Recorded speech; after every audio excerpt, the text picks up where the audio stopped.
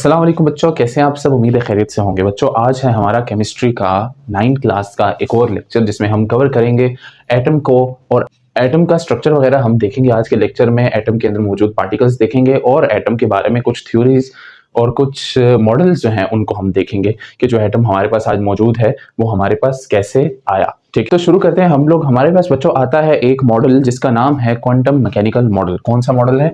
Quantum mechanical model. ये क्या कहता है बच्चों? ये कहता है कि हमारे पास जो एटम के अंदर मौजूद इलेक्ट्रॉन है उसकी लोकेशन हम नहीं पता लगा सकते, एग्जैक्ट लोकेशन। मतलब कि हमारे पास ये समझ जाए ये एटम का न्यूक्लियस है सेंटर में, ठीक है, और इसके बाद ये इसका ऑर्बिट है। ये कहता है कि हमारे पास इलेक्ट्रॉन कहाँ मौजूद है एटम के अंदर, ये हम एग्जैक्ट नहीं पता लगा सकते। इलेक्ट्रॉन यहाँ पर है, यहाँ पर है, यहाँ पर है, यहाँ पर है, कहाँ है कि हम नहीं पता लगा सकते। बस हम क्या करते हैं कि वो रीजन जहां पर इलेक्ट्रॉन मौजूद हो सकता है, यहाँ पर हो सकता है, यहाँ पर हो सकता है, यहाँ पर हो सकता है, यहाँ पर हो सकता है, यहाँ पर जहां पर इलेक्ट्रॉन मौजूद हो सकता है उस रीजन को हम लोकेट करते हैं और उसको हम नाम देते हैं, ऑर्बिटल का नाम देते हैं। ऑर्बिटल और बाइटल या ऑर्बिटल का नाम देते हैं। ठीक है, ऑर्बिटल का नाम हम देते हैं कौन सी जगह को कि जहां पर हमें लगता है कि इलेक्ट्रॉन इस जगह पे मौजूद हो सकता है। हम एग्जैक्ट लोकेशन उसकी नहीं बता सकते, बट हम ये बता सकते हैं कि इलेक्ट्रॉन कहाँ हो सकता है, क्योंकि इलेक्ट्रॉन जो है वो बहुत तेज स्पीड से घूम रहा होता है। ठीक है, और हम उसका एग्जैक्ट नहीं पता लगा सकते। आप हिसाब लगाएं कि हमने जगह फाइंड की है, हमें पता लगा कि यहाँ पर ये जगह जो है इलेक्ट्रॉन यहाँ पर होगा। जब तक हम ये निकालें कि इलेक्ट्रॉन यहाँ पर पहुंचा हो या यहाँ पर पहुंचा हो या कहाँ पर पहुंचा हो, हमें इसका अंदाजा नहीं। तो इसलिए हम वो रीजन जहां पर इलेक्ट्रॉन मौजूद हो सकता है, जो न्यूक्लियस के इर्द गिर्द का रीजन होता है, उसको हम ऑर्बिटल का नाम देते हैं। किसके मुताबिक? क्वांटम मैकेनिकल मॉडल के मुताबिक। ये क्वांटम मैकेनिकल मॉडल और ये क्वांटम थ्योरी वो थ्योरी है जो आज भी एक्सप्लेन करती है एटम के स्ट्रक्चर को। ठीक है, पहले बहुत सारी थ्योरीज ने, क्लासिकल थ्योरी जो थी उसने एक्सप्लेन करने की कोशिश की लेकिन वो नहीं कर सकी, लेकिन जो अब क्वांटम थ्योरी है ना ये एक्सप्लेन करती है। उसके बाद नेक्स्ट आता है आपके पास क्वांटम मैकेनिकल मॉडल के बाद Heisenberg uncertainty principle. Heisenberg uncertainty principle. ये क्या कहता है बच्चों? इलेक्ट्रॉन की लोकेशन और उसका मोमेंटम,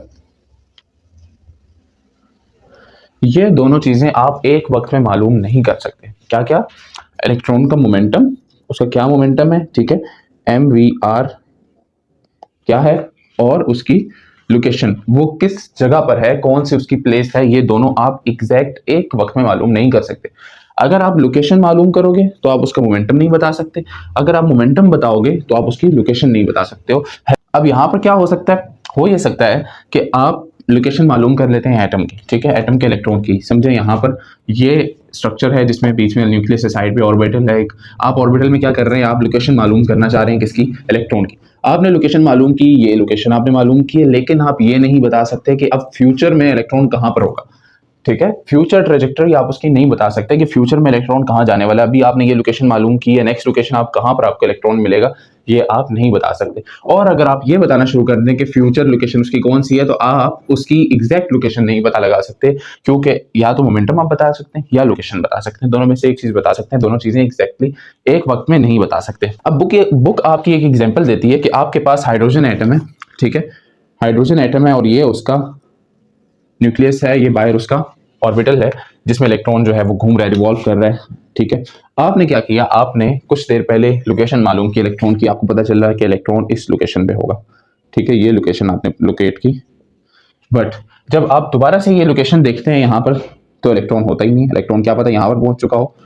तो इसलिए ये बहुत मुश्किल होता है कि हम इलेक्ट्रॉन की लोकेशन और इलेक्ट्रॉन का जो मोमेंटम है, ये दोनों चीजें एग्जैक्ट एक ही वक्त में बता सके। हम लोग एक चीज बता सकते हैं, दूसरी चीज नहीं बता सकते। ठीक है, एक चीज आप देखेंगे या तो लोकेशन देखेंगे या फिर उसका मोमेंटम देखेंगे। क्लियर हो गया? ये दो मॉडल्स यही एक्सप्लेन करते हैं। क्वांटम मैकेनिकल मॉडल बताता है कि जहां पर इलेक्ट्रॉन मौजूद हो सकता है उस जगह को हम ऑर्बिटल कहते हैं, और हाइजेनबर्ग अनसर्टेनिटी प्रिंसिपल बताता है कि जो लोकेशन है और जो मोमेंटम है इलेक्ट्रॉन का, ये हम दोनों एग्जैक्टली मालूम नहीं कर सकते एक वक्त में। इन दोनों में से एक कोई चीज हम बता सकते हैं, और वो भी 95% प्रोबेबिलिटी होती है कि वो जो चीज हमने बताई है वहां पर इलेक्ट्रॉन हो ही ना। ठीक है, उसके बाद बच्चों कुछ और चीजें आ जाती हैं, जैसे कि हमारे पास आते हैं लॉइस डी ब्रॉय, ठीक है, इनको लॉइस डी ब्रोगली भी पढ़ा जाता है। इन्होंने 1924 में बच्चों क्या किया था, इन्होंने एक्सप्लेन किया था इलेक्ट्रॉन की डुअल नेचर को, ठीक है, इलेक्ट्रॉन की डुअल नेचर को इन्होंने एक्सप्लेन किया था। इलेक्ट्रॉन की डुअल नेचर क्या है, डुअल में आपके पास आ जाता है वेव और पार्टिकल, वेव नेचर और पार्टिकल नेचर, ये दो नेचर्स इन्होंने बताई थी इलेक्ट्रॉन की। किसने, लॉइस डी ब्रॉय ने 1924 में इलेक्ट्रॉन के बारे में बताया था कि इलेक्ट्रॉन जो है ये डुअल नेचर रखता है, ठीक है, या तो electron as a particle behave कर रहा होता है या इलेक्ट्रॉन जो है वो एज अ वेव बिहेव कर रहा होता है, लेकिन इलेक्ट्रॉन दोनों तरह से बिहेव कर सकता है। तो इसलिए हम इस पे ना पार्टिकल्स वाली बातें लगा सकते हैं जो कि बोहर लोग करते हैं। बोहर लोगों ने क्या किया, इलेक्ट्रॉन को पार्टिकल माना, उस पर फिर रिसर्च की कि हम उसकी लोकेशन, उसका मोमेंटम मालूम कर सकते हैं, लेकिन इसने आके कहा कि नहीं, इलेक्ट्रॉन कभी पार्टिकल है कभी वेव है, इलेक्ट्रॉन एक चीज नहीं है, तो इसलिए हम ना इसमें पार्टिकल वाले काम कर सकते हैं ना इस पे एग्जैक्टली वेव वाले काम कर सकते हैं, तो हमें इसके लिए कोई दरमियाना रास्ता तलाश करना होगा, ठीक है। तो इलेक्ट्रॉन क्या है, इलेक्ट्रॉन पार्टिकल नेचर भी रखता है और वेव नेचर भी रखता है, इसके पास दोनों नेचर्स होती हैं। पार्टिकल से मुराद क्या है, यहां पर देखें, ये एक आपको पार्टिकल नजर आ रहा है, ये पार्टिकल है जो कि एक अपना डिस्क्रीट मैस रखता होता है, जिसका ये यहां पर मैस है, इससे आगे मैस इसका नहीं। यहां पर ये आपको नजर आ रही है वेव। वेव क्या होती है बच्चों, वेव एक लहर होती है, एक श्वाह होती है जो कि क्या करती है, ट्रैवल करके एक प्लेस से दूसरी प्लेस में जाती होती है। और वेव जो होती है ना, ये पार्टिकल से डिफरेंट इसकी प्रॉपर्टीज होती हैं। वेव और तरह की होती है, पार्टिकल और तरह का होता है, ठीक है। पार्टिकल का डिस्क्रीट मैस होता है, वेव का डिस्क्रीट मैस नहीं होता, ठीक है, क्लियर है बच्चों। अब लॉइस डी ब्रॉय जो थे ना, इनकी रिसर्च की इन्होंने 1924 में इन्होंने ये बता दिया वेव का और पार्टिकल का, ठीक है। अब इनके बाद खुलता है एक और रास्ता जिसमें आते हैं डेविसन और जर्मर, डेविसन एंड जर्मर, दो साइंटिस्ट थे। और इन दोनों ने क्या किया, इन दोनों ने जो ये लॉइस डी ब्रॉय ने बात की थी वेव और पार्टिकल वाली, इसको प्रूव करके दिया किसमें, 1927 में। 1927 में डेविसन और जर्मर ने जो ये लॉइस डी ब्रॉय ने बात की थी वेव वाली और पार्टिकल वाली, इस दोनों बातों को अपने एक्सपेरिमेंट्स के जरिए से प्रूव करके दिखाया कि जो लॉइस डी ब्रॉय ने बात कही है वो सही कही है। ओके बच्चों, क्लियर है। इसके बाद आता है आपके पास एक, हम एटॉमिक मॉडल के बारे में बात करते हैं और फिर हम आगे मूव करेंगे एटॉमिक स्ट्रक्चर पे। बच्चों, एटॉमिक मॉडल और एटॉमिक स्ट्रक्चर, एटॉमिक मॉडल हमारे पास है, हमने देखे बहुत सारे मॉडल्स देखे।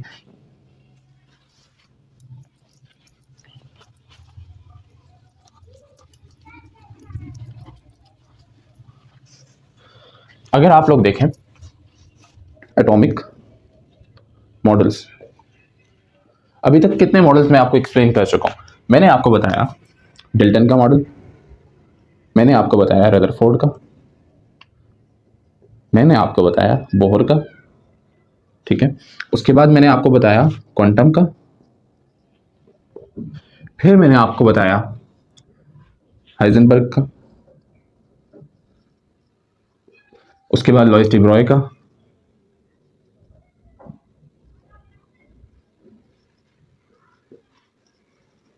उसके बाद डेविसन और जर्मर। खैर, डेविसन और जर्मर ने लॉइस डी ब्रॉय वाली ही बात की है। ये सारे जो थे, इन सब ने इस एटॉमिक मॉडल में कहीं ना कहीं अपना हिस्सा डाला है, कहीं ना कहीं कोऑपरेट किया है। उससे पहले, डिल्टन से पहले ही मैंने आपको बताया, जे थॉमसन बताया मैंने, ठीक है। जे थॉमसन से पहले भी मैंने एक आपको बताया था जिन्होंने इलेक्ट्रॉन डिस्कवर किया था, ठीक है, कैथोड रे वाला, इलेक्ट्रॉन वाला जिन्होंने इलेक्ट्रॉन डिस्कवर किया था कैथोड रे से। उसके बाद जे थॉमसन ने प्रोटॉन डिस्कवर किया था, फिर डिल्टन ने कुछ मॉडल पॉइंट दिए एटम के बारे में, कुछ रदरफोर्ड ने जो है बातें क्लियर की एटम के बारे में, जैसे कि न्यूक्लियस इन्होंने डिस्कवर किया था रदरफोर्ड ने।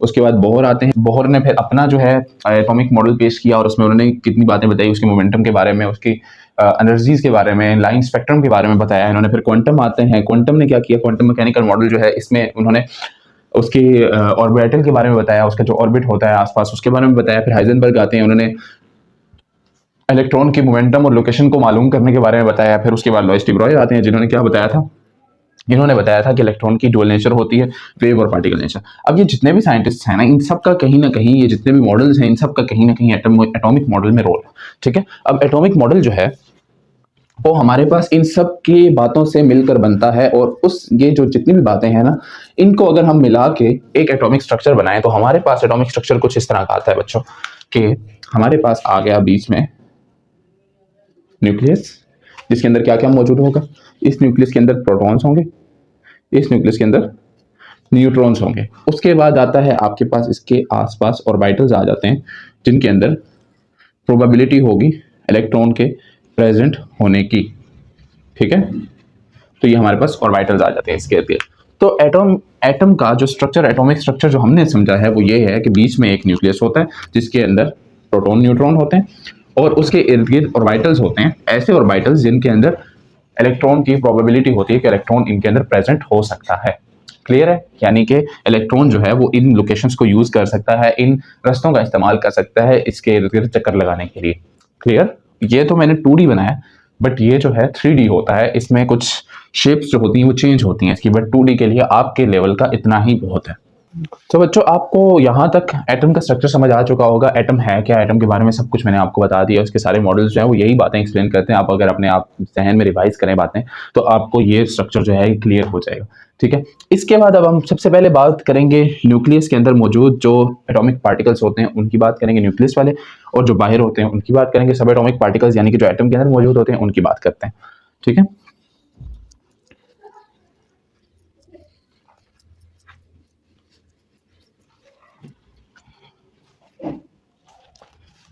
सब एटॉमिक पार्टिकल्स की बच्चों अगर हम बात करें, सब एटॉमिक पार्टिकल्स, सब एटॉमिक पार्टिकल्स की बात करें तो ये हमारे पास 3 टाइप्स के होते हैं, 1, 2 एंड 3। कौन कौन से होते हैं? पहले होते हैं हमारे पास प्रोटॉन, सेकंड होगा आगे हमारे पास न्यूट्रॉन, और ये आगे हमारे पास इलेक्ट्रॉन, ठीक है।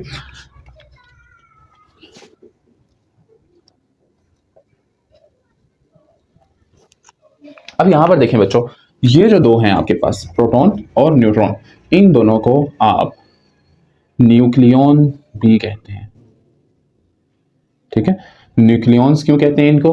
क्योंकि ये दोनों जो हैं ये न्यूक्लियस के अंदर प्रेजेंट होते हैं। ये रहा आपके पास एटम, उसका रहा ये न्यूक्लियस, इसके अंदर प्रोटॉन एंड न्यूट्रॉन होते हैं और यहाँ पर इलेक्ट्रॉन, ठीक है। तो प्रोटॉन और न्यूट्रॉन को हम क्या भी कहते हैं? न्यूक्लियॉन्स भी कहते हैं, क्योंकि न्यूक्लियस के अंदर प्रेजेंट होते हैं। अब प्रोटॉन की बात करें तो बच्चों इनके ऊपर होता है पॉजिटिव चार्ज, ठीक है। न्यूट्रॉन पे होता है 0 चार्ज, और जो इलेक्ट्रॉन्स होते हैं इन पे होता है नेगेटिव चार्ज, ठीक है। इनके चार्ज की बात करें, प्रोटॉन पे पॉजिटिव, न्यूट्रॉन पे कोई चार्ज नहीं होता, और इलेक्ट्रॉन पे क्या होता है? नेगेटिव चार्ज होता है। उसके बाद इनके मैस की बात करें बच्चों, और इनके चार्ज की अगर हम बात करें तो चार्ज इनकी जो होते हैं उसकी वैल्यू है 1.6022 मल्टीप्लाई बाय 10 की पावर -19 कूलम, ठीक है। इसका प्लस में होता है और इसका माइनस में होता है, ठीक है। माइनस लिखने की जरूरत नहीं,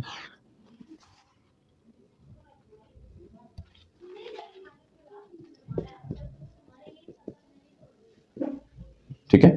इसका ये प्लस में होता है, इसका ये माइनस में होता है, मतलब कि नेगेटिव होगा इसका ये पॉजिटिव है और इसका ये नेगेटिव है, लेकिन दोनों की जो अमाउंट है चार्ज की वो क्या होती है? बराबर होती है, प्रोटॉन और न्यूट्रॉन की, ठीक है। लेकिन मैथ की बात करें तो प्रोटॉन मैथ होता है हमारे पास 1.6726 मल्टीप्लाई बाय 10 की पावर -27 kg, और यहीं पर जो न्यूट्रॉन होता है इसका मैथ होता है 1.6747 मल्टीप्लाई बाय 10 की पावर -27 kg, ठीक है। मैथ्स देखें, इसका मैथ्स और इसका मैथ्स तकरीबन इक्वल होता है, तो इनके जो मैथ्स होते हैं इनको हम 1 AMU भी लिखते हैं। इसका भी कितना होता है?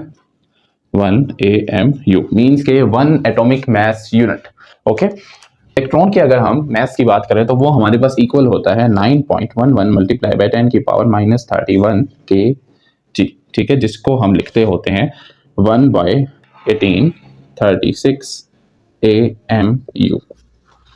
फर्क समझ आ रहा है इन सब का?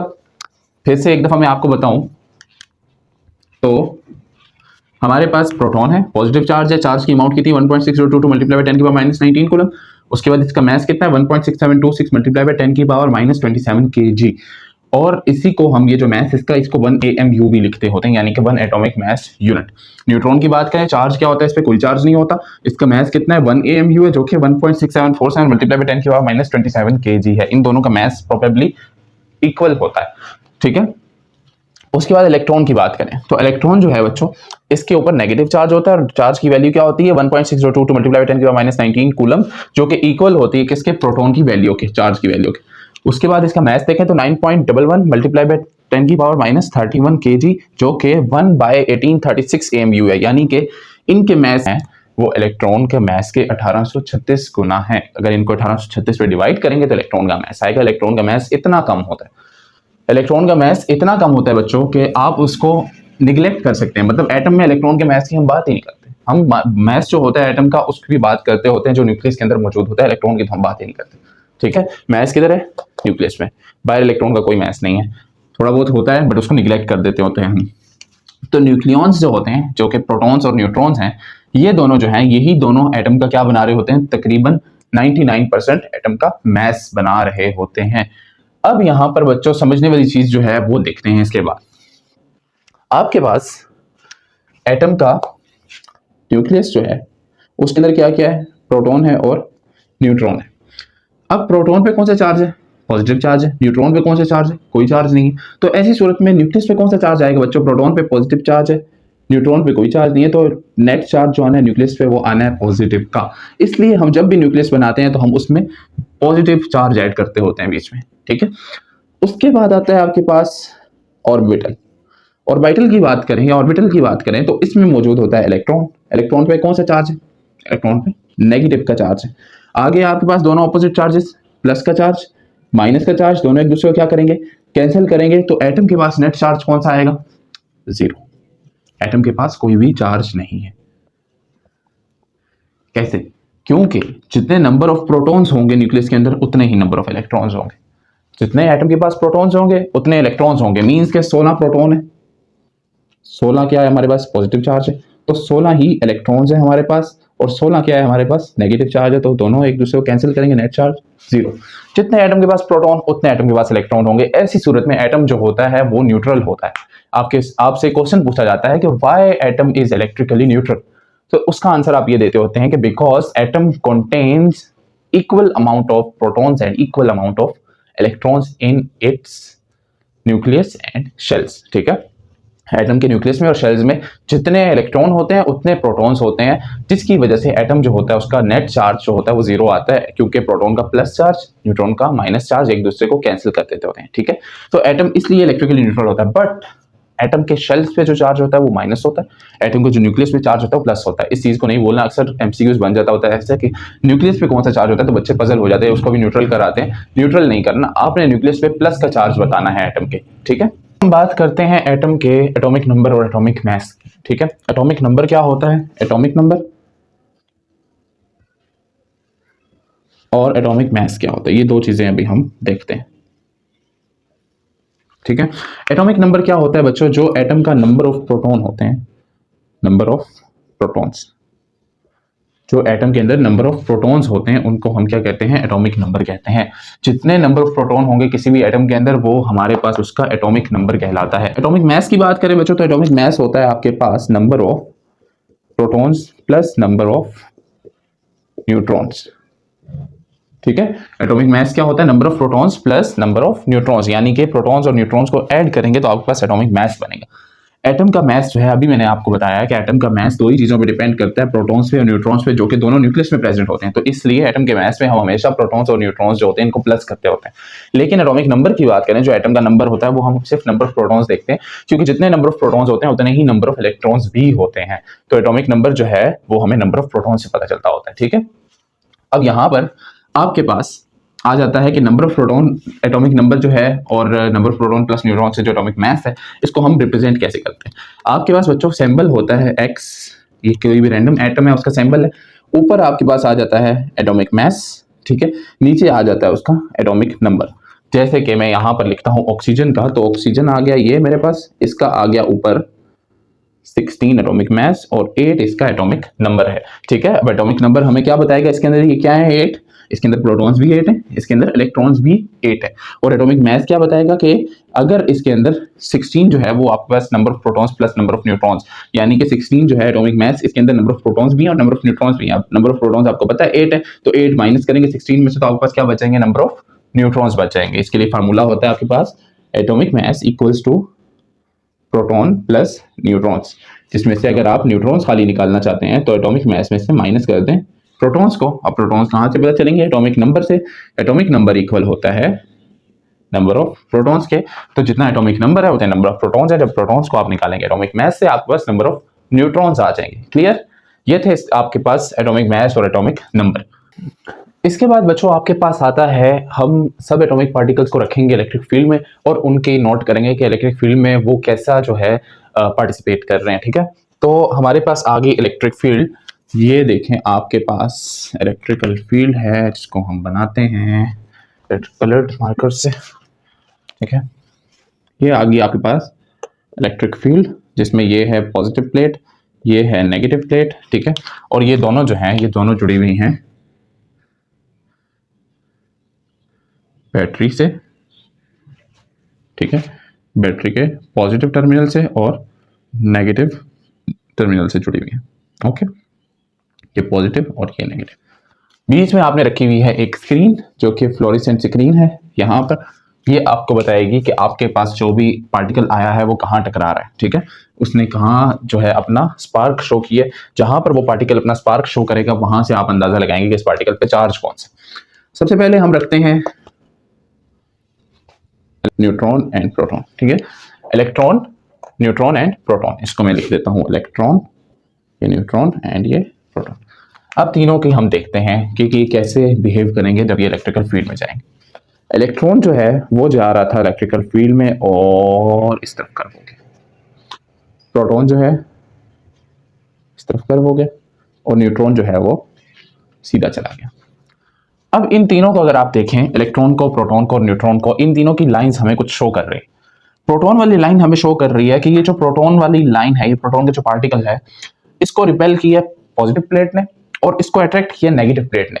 इन दोनों के अट्रैक्शन और रिपल्जन की वजह से ये जो है इस तरफ चला गया। अब इससे हमें बच्चों क्या पता चलता है? इससे हमें यह पता चलता है कि पॉजिटिव से रिपेल हुआ और नेगेटिव से अट्रैक्ट हुआ, मींस के ये नेगेटिव चार्ज जैसा तो नहीं है, क्योंकि अनलाइक चार्जेस एक दूसरे को अट्रैक्ट करते हैं और लाइक चार्जेस जो होते हैं एक दूसरे को रिपेल करते हैं। अगर प्लस ने रिपेल किया तो लाइक चार्ज मतलब प्लस ही होगा इसके ऊपर, और किसने अट्रैक्ट किया? माइनस ने अट्रैक्ट किया, तो यानी कि अनलाइक चार्जेस पे कौन सा होगा? प्लस ही होगा। माइनस ने अट्रैक्ट किया ना तो प्लस चार्ज है, और प्लस ने रिपेल किया तभी रिपेल किया क्योंकि इस पे प्लस चार्ज है। तो इससे हमें पता चला कि जो प्रोटॉन होता है उस पर कौन सा चार्ज होता है? पॉजिटिव चार्ज होता है। फिर न्यूट्रॉन को देखें, न्यूट्रॉन को ना नेगेटिव ने अट्रैक्ट किया ना पॉजिटिव ने अट्रैक्ट किया, ना दोनों रिपेल किया, तो ऐसी सूरत में इस पे कौन सा चार्ज है?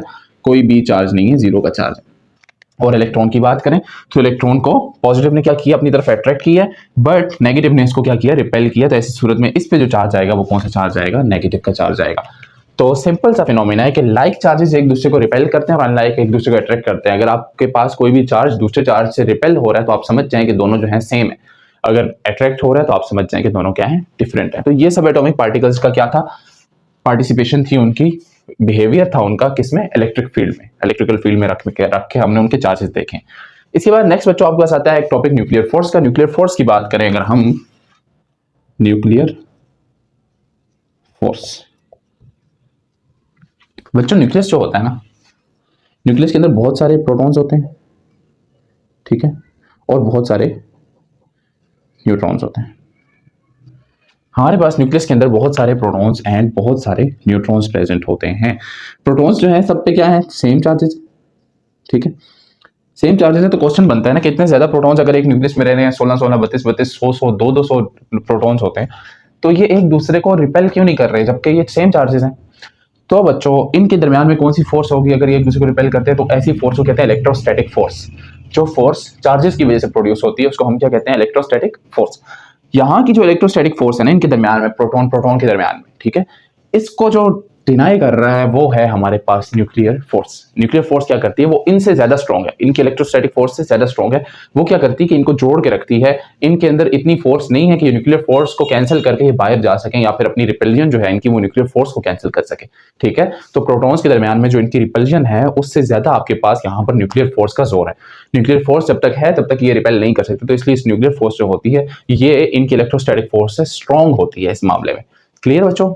अब ये न्यूक्लियर फोर्स जो है ना यही इनको इजाजत नहीं देती कि ये प्रोटॉन जो है वो एटम का न्यूक्लियस तोड़ के बाहर जा सकें, ठीक है। तो इसी तरह फिर बाहर इलेक्ट्रॉन्स प्रेजेंट होते हैं।